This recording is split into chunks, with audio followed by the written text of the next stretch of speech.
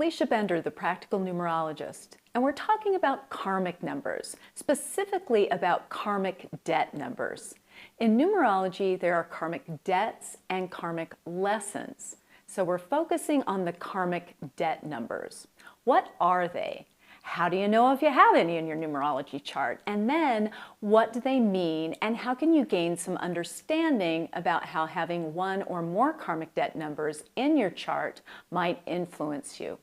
So let's start with a basic overview of what the karmic debt numbers are overall. Understand that if you're new to numerology, this can be a bit confusing because you might not be aware that you have many different aspects in your overall numerology chart. The life path number, for instance, is important, of course, and yet not the only number in your full chart. In numerology, we use the full name on your birth certificate and your date of birth to calculate cycles of time you experience during your life and your personality profile, among other things. Here's a basic example of how a karmic number might show up in your chart, yet you'll need to have a full chart created for you in order to get the complete picture. So let's look at an example of how a karmic number can show up as a life path number.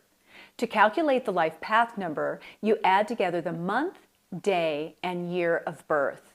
Understand that there are different schools of thought about how to properly calculate this number, and also understand that there are different forms of numerology available to you. The numerology I'm using here comes from Pythagoras. I'm showing you one way of calculating, yet remember there are other ways to calculate the life path number as well. I've been trained that this is the more proper way to calculate. So let's use June 18th, 1990 as an example.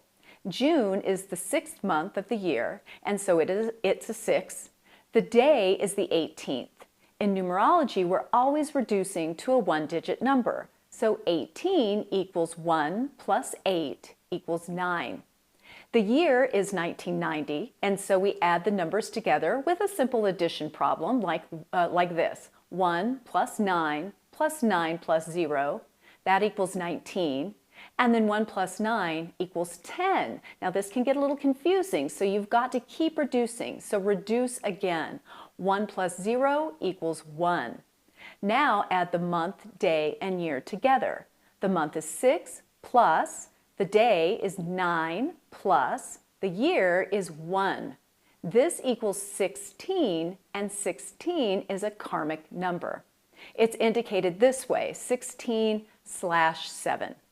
So while this person would have a 7 life path, for a more detailed or nuanced understanding, it really is beneficial to examine it as a karmic debt number 16/7.